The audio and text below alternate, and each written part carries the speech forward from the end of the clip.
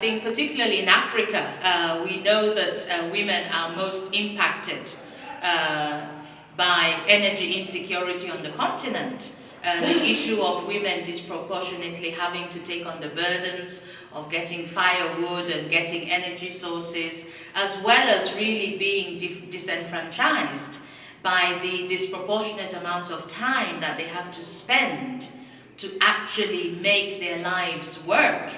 In spite of energy, and this is time that takes women away from economically productive and growth aspects in the economy, and this disadvantages them even more compared to men on the African continent.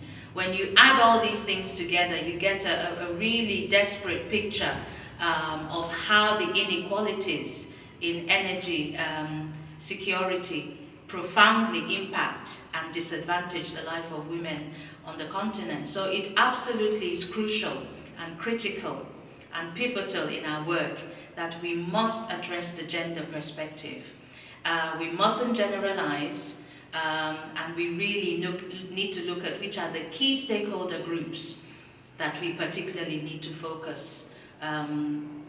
Women and youth. And I think this is why for us in Green Shift Africa, we have targeted these two key stakeholder groups as the focus for our work.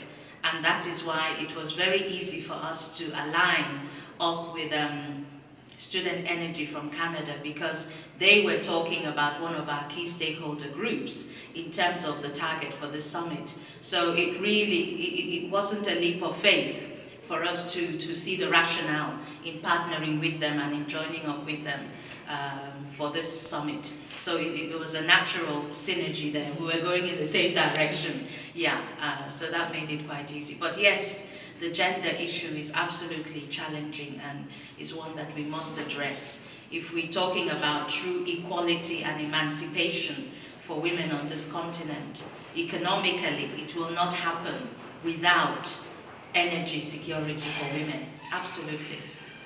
Okay.